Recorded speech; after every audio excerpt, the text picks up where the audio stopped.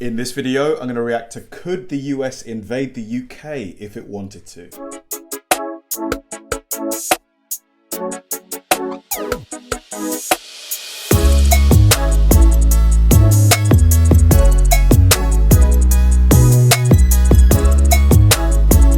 Hi guys, and welcome to another episode of Kabir Considers. This is the place where I react to music, media, sports, anime, anything related to popular culture. I'll watch it with an open mind and give you my 100% honest reaction to it. And if you could please hit that like button early, I'd really appreciate it. Now, this is a really interesting topic just because the US and the UK are thankfully really close, really good allies. You know, we're one of the strongest alliances, I believe, in the world. And I would never ever in my lifetime want to see a scenario where the US invaded the UK or that we were in any kind of skirmish at all. But it would probably be foolish of me to believe that the UK could go head to head against the US. You know, you guys have the by far largest military spending or military spend in the world. I believe you spend more than double the next biggest person, or next biggest nation, which is China, I think. You know, you guys, the weapons that you have at your possession, just out of this world, and those are the ones that we know of. You know, the manpower in your armed forces vastly dwarfs ours. I believe you've got something like a 5 million strong standing army. That figure could be wrong. Ours is somewhere along the lines of, I think, between 600,000 and 800,000, something like that. So yeah, there's a massive discrepancy between the two nations. So I probably know the answer to this question already, but it's going to be fun to see someone who actually is an expert in this field really break it down and explain what would actually happen in the event that the US wanted to invade the UK. So let's go. This is going to be me reacting to if the US could invade the UK. Let's do it. We all know US and UK are close allies, and that US armed might is far greater than that of UK. Absolutely. But just for argument's sake, and to learn what sort of limitations waging warfare across the ocean implies, this video will explore US invading the United Kingdom. So, with just the airplanes and ships left to count on, is an invasion over the Atlantic viable? Yes, I'll already tell you it is viable. Добро пожаловать в штаб-квартире Бинков. Welcome to Binkov's HQ. You know, not many managed to invade Britain. Ones that did were the Vikings. And if you like Vikings, War of Clans might be the browser game you're looking for. Did you know that people playing Vikings today are more numerous than the total number of actual Vikings that ever lived? Join gamers from all around the world and use the game's social features. The game comes highly recommended, completely free to play and features great graphics. Play on your own or join a clan. It's gonna be the link in the description box today. Now, could US military like a Viking? And now, could US military successfully invade UK if it wanted to? Some rules will apply. US gets no overseas bases and all other countries are impassable. Distance from US to UK mainland is pretty big, especially when reaching London. Before trying to land any troops, the seas must first be clear of British ships, and Royal Air Force must be suppressed. Okay. US. So he's saying that our water-based weaponry must be completely annihilated. You know, it must be a clear, clean victory. Has a massive advantage when it comes to naval assets. Basically, all of its assets are made for oceans and could operate near UK if needed. While the Americans would need to sail to and from Britain, taking weeks away from their actual presence, US Navy could pretty much do whatever it pleases near the UK. Yeah, it's interesting to point out that most of US ships do not carry anti-ship missiles. US Navy prefers to use their carriers for such missions. Right. British Royal Navy is to go down a similar route. Their Harpoon missiles are old and set to be retired soon. Not all ships have them.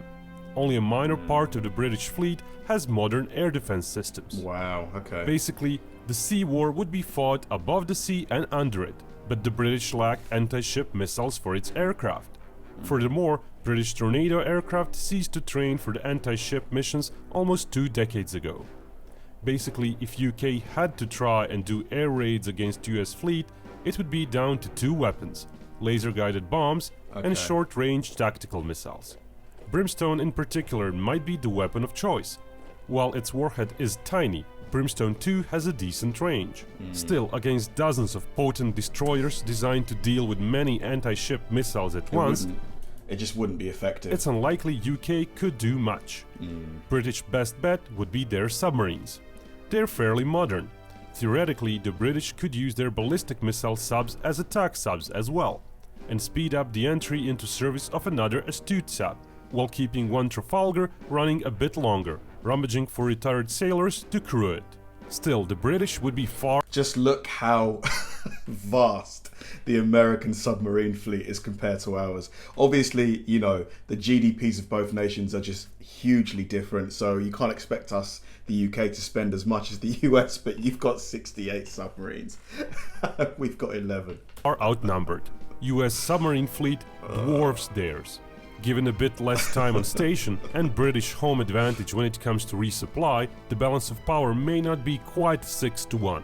Still, it's no question the British subs would get hunted down within months. Destroyed. Aerial anti-submarine platforms would also play a large role. And while the British could use all their assets, even just the deployable portion of US assets would be enough to force the British subs into hiding. Definitely. Furthermore, US carrier-based air power would make it hard for British anti-sub helicopters to operate. The main force projection would be done by US carriers, naturally. US could choose whether to use more carriers initially and then have less available later on, or to maintain a smaller number on constant patrol. To defeat the British Air Force, the former is more likely. US nominally has 11 carriers, but only 9 air wings. It does have an additional support wing, which is a lot bigger. It may be the source of 1 or 2 more combat wings after some months of preparation. But crews aren't the only issue. Lifespan of a carrier necessarily involves lengthy maintenance periods. Important to note. But surely, even considering the lengthy maintenance periods, you guys probably have more than enough to have a constant rotation. So whichever are being deployed, you'll have some being maintained, and when those that are deployed are ready to go into maintenance mode, the other ones can just go into service. Is that, or at least that's what I would have thought. the deployable period doesn't mean the carrier can actually be on a mission the whole time. Usually 1 or 2 deployments are made during those 18 months. Right. Missions are usually 6 to 8 months long, and several months are needed to prep the carrier and its wing for another mission. Shorter missions might give more deployments in the short term, but in the long term they would require even more maintenance for every month spent out at sea. Interesting. Because of all that, it's unrealistic US would send out more than 6 carriers at once, after a few months of prep time. Similar issues would affect the aviation assault ships. Perhaps 4 to 6 could be deployed at once, after some preparations. Grand total of combat planes US Navy and Marine Corps could muster in a few... Jeez. 192 F-18s. 40 F-35s. Cool. months-long air campaign is thus smaller than the total number of US planes. US might fly in fresh planes to replace ones that got lost. 2 to 1 pretty much. Oh man, that would be a pretty quick dogfight. Flying them over the ocean to a carrier would be doable. What could the British respond with? Royal Air Force is smaller than even the readily available US planes deployed on carriers. Yeah. Another huge issue for the British would be their lack of air defenses. Everything they currently have are fairly low altitude systems, meaning the US would be free to bomb them from high up with guided weapons. UK would also suffer the US cruise missile barrage. While the Brits have some such missiles of their own, it's unlikely they would be used against the faraway US bases. Even the subs that could carry them would be better utilized for defense of the homeland. While not all could be launched at once, US could sustain the effort. The British Air Force would be mostly paralyzed on the ground. US has also a much bigger recon platform fleet, especially when it comes to satellites. British lack those, as in the real world they timeshare some US spy satellites. US Air... So we basically pay the US to access some of the weapons and satellites. Yeah, it's just going to war with the US would not be a good idea for us. Aircraft would be looking for targets as well. Britain would have no real means of scouting the US bases. US AWACS-type planes would be plentiful, while British ones would mostly be trapped on the ground, with runways and highways being mostly inoperative. Thus the Royal Air Force would slowly get destroyed on the ground. When they would be able to get some planes airborne, they still may not choose to engage the Americans, as it's likely US attack waves would be made of close to 100 planes with possibly as many fighters as Britain would muster per each local interception, or more. Lord. The best Britain could hope for would be a roughly equal kill ratio in the air. And when the losses on the ground are included, over months of a protracted bombing campaign, US would still be left with a sizable force. Yep. All this didn't even include the US Air Force. While the scenario requires it to use the bases inside the US, Britain could be reached. At first, bombers would be deploying cruise missiles.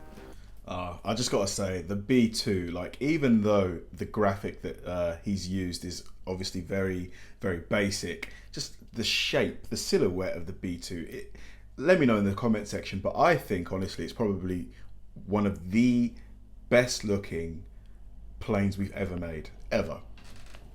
But later on, they would be likely used for bombing missions.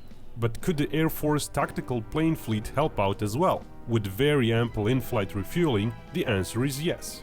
US operates the world's biggest air tanker fleet. The Hercules-based tankers, however, are too small and would use most of the fuel just to get near Britain. I see. Still, the remainder of the fleet has a substantial fuel offload capacity, and tankers could refuel each other.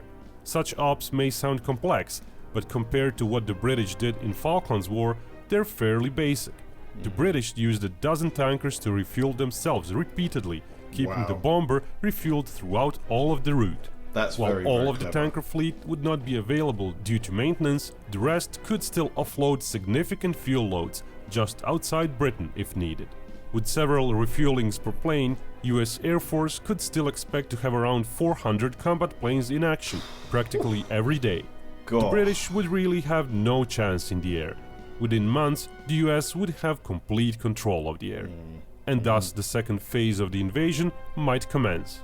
By that time, British ships would be mostly dead, even if they hugged the shores and just aided in the air defenses. British submarines might hold out a bit longer, if not being used to actively I get the feeling that we're just heading to the inevitable right now. hunt down US ships. But even if British subs managed to kill 2 US vessels for each of their own, final result would be the end of the Royal Navy. So at around 6 months or so into the war, the landings would be mostly unopposed, except for the Royal Army defending the shores. 6 months would be enough for US to assemble pretty much all of their active and reserve assets. In addition to landing ships, US could count on numerous cargo assets of its Sea Lift Command and Reserve Fleet in case a port is secured. US Airborne could also help, with the numbers shown probably growing with newly trained paratroopers. Getting additional heavier equipment for them, however, would not be likely, given the time limit.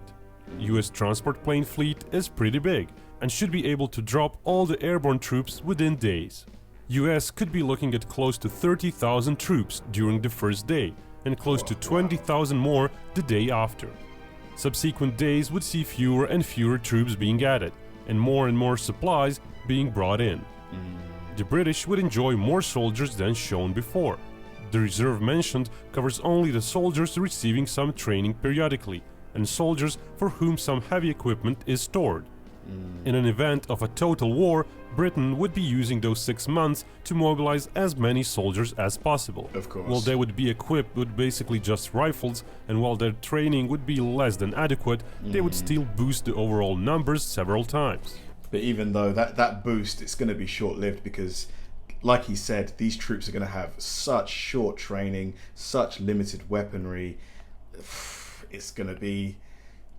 Yeah, you're basically sending those men and women to their deaths. Yet all those soldiers may not be enough, as UK has a problem of geography. Its landmass is just too large. Its coastline is very long.